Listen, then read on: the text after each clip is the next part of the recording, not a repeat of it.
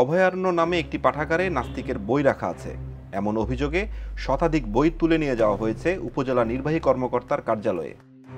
24 April রাতে ঘটে যাওয়া ওই ঘটনায় নেপথ্যে কি আছে, কিভাবে এই ঘটনার সূত্রপাত, উত্তর খুঁজব এই ভিডিওতে।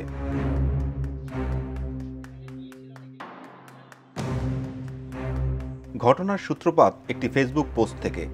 ধনবাড়ী উপজেলার স্থানীয় বাসিন্দা গোলাম রাব্বানী 24 এপ্রিল একটি পোস্টে বলেন, তিনি একটি নাস্তিক বানানোর কারখানার সন্ধান পেয়েছেন। তার এই পোস্টের প্রেক্ষিতে প্রায় শতাধিক বই নিয়ে ইউএনওর অফিসে রেখে আসেন একদল যুবক। পাঠাগারের সম্পাদক দুর্জয় চন্দ্র ঘোষ জানান, এপ্রিলের 24 তারিখ সন্ধ্যায় একদল যুবক পাঠাগারে ঢুকে কবি রবীন্দ্রনাথ ঠাকুর, হুমায়ুন আহমেদ সহ বিভিন্ন লেখকের শতাধিক বই আলমারি থেকে বের করে বস্তায় ভরে নিয়ে যায়। দুর্জয় আরও জানান, তিনি অনুরোধ করেছিলেন পাঠাগারে কোনো নিষিদ্ধ বই নেই এবং স্থানীয় প্রশাসনকে খবর দিতে চেয়েছিলেন, কিন্তু কথা না শুনে বই নিয়ে চলে যায় তারা।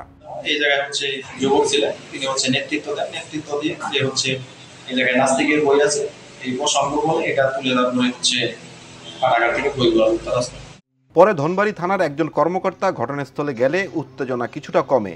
এরপর বস্তাবন্দি বইগুলো উপজেলা নির্বাহী কর্মকর্তার অফিসে জমা রাখা হয়। আমরা যেভাবে লেখা হয়েছে কিছুই না, আমরা আপসে কথা বলছি আর যে বইগুলা স্পর্শকাতর মনে হয়েছে বা মানুষ মুসলমানদের মধ্যে বিভ্রান্তি তৈরি হবে যুব সমাজে, ওইগুলো জাস্ট আমরা আইনা ইউনো মহোদয় স্যার কাছে জমা দিচ্ছি এবং তার কাছে অভিযোগ যে এই বইগুলো যেন আর কি রাখা না হয়, সমাজের যেন কোনো বিশৃঙ্খলা না হয় বা যুব সমাজ যেন নষ্ট না হয় মুসলমানদের, এইটুকুই।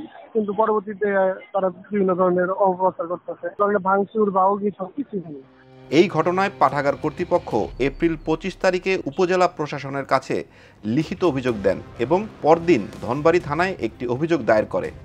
নাস্তিকতার কিছু বই এবং অশ্লীলতার কিছু বই অভয়ারণ্য পাঠাগারে রাখা হচ্ছে, এই দোহাই দিয়ে কিছু মানুষ গত বৃহস্পতিবার রাতে অভয়ারণ্য পাঠাগার থেকে 5 বস্তা বই এনে ইউনো অফিসের সামনে জড়ো করে রাখে।